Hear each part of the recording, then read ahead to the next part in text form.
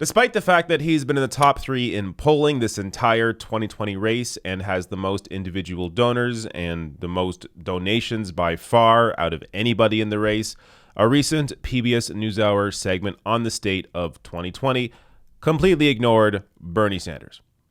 Now, this was brought to light by Nathan J. Robinson in Current Affairs in this piece, Manufacturing Consent in Action. PBS NewsHour does a long update on all the candidates except one. Now, this was an 8-minute segment. I'm not going to show the whole thing, obviously. I'll link to it below if you do want to watch it.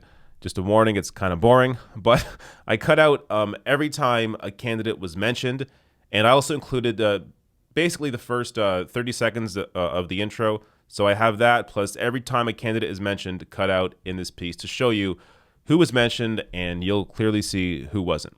Watch. There are twists, turns, 2 in and 2 out, with 2 months to go until the first votes. Yamiche Alcindor brings us up to speed on the race for the White House.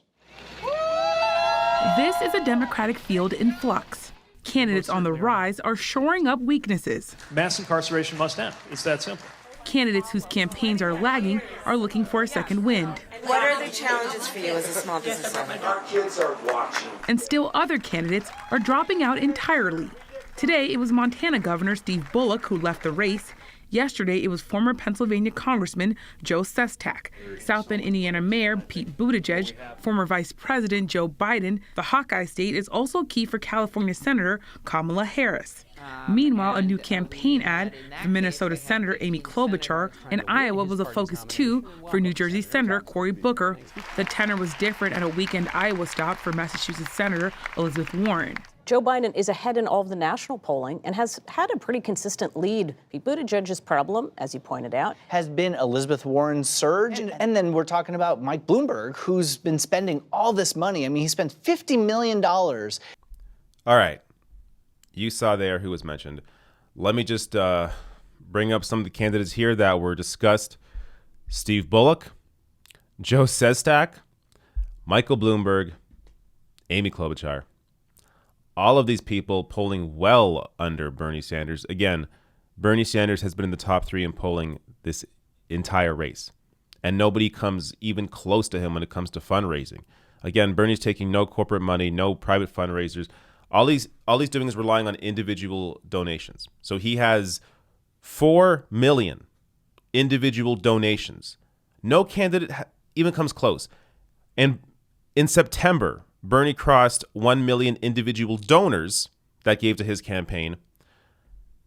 No other candidate has hit that number yet. Bernie hit that in September.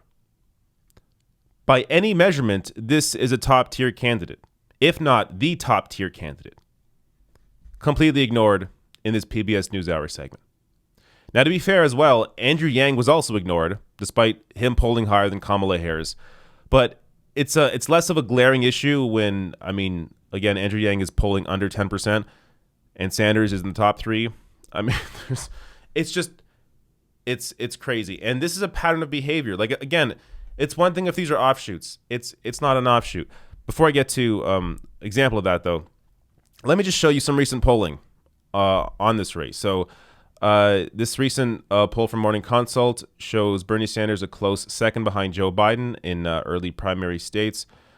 So clearly, I mean, this is one poll, but look at any poll. Bernie's in the top 3 in every single poll. Now, again, as I was saying, this is not out of the ordinary. This is completely normal. This really is all-encompassing when it comes to being a mainstream media issue. So Common Dreams also mentioned this. This NewsHour segment came just weeks after a detailed analysis of MSNBC's coverage of Sanders by In These Times found that the Vermont senator received both the least frequent and most negative coverage of the top 2020 Democratic presidential contenders. So MSNBC giving Bernie the least amount of coverage and the most negative coverage, despite the fact that, again, he has the most grassroots support, the most volunteers, the most donations, and has been polling the top 3 this entire race. Now, this is not meant to discourage you, because these kinds of stories can often be discouraging. But what I want to do is I want to help light a fire under you. I want you to understand that there is a reason the corporate establishment the political establishment, the media establishment is against Bernie Sanders. They view him as an actual threat to their livelihoods. They see a President Sanders as someone that is actually going to change things for the people, for the better, for the vast majority of people. But the people on television, the millionaire hosts on television, and, you know, obviously the people behind these networks and these massive corporate media conglomerates, they're not going to benefit from a Sanders administration. Their taxes will go up. They'll have to pay their employees more. It's not going to really be a benefit for them. But they're at the top 1% of society, or if not, like the top 0.5% of society. A Bernie Sanders presidency would help everybody else. So you have to get involved. You have to. You have to phone bank. You have to volunteer. You have to donate. I understand. Look, we all have busy lives. I get it. If you can't volunteer, if you can't phone bank, at the very least, you can donate $2 or tell your friends, your friends and family, get them involved in the process, educate them on these issues. Most of my audience already knows all this stuff, right? But that's why you have to be conduits for this information. You have to take this information and put it out there, disseminate it, bring it amongst the people that are not getting this information. So one of the ways you can help do this is by going to voteforbernie.org. So when you go here, you can click on whatever state you're in, and it tells you what kind of primary your state is. So maybe a closed primary, open primary, closed caucus, open caucus, other. It tells you the registration date, so when you have to be registered by to primary or to vote in the primary or be involved in your caucus on that day. So it tells you the deadlines, it tells you when to vote, all that stuff, all the information is there. Go to that website. I'll link to it below the video. This is also a website you should, again, share with your friends and family. Get them involved, ensure they are registered and ready to vote on primary day. This is the only way to change things. Look, the only way that Bernie Sanders is going to win this primary race is if more traditional non-voters and young people come out to vote.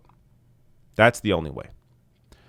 A lot of this polling right now that has Bernie in the top 3, actually, it is somewhat undercutting what his actual support is.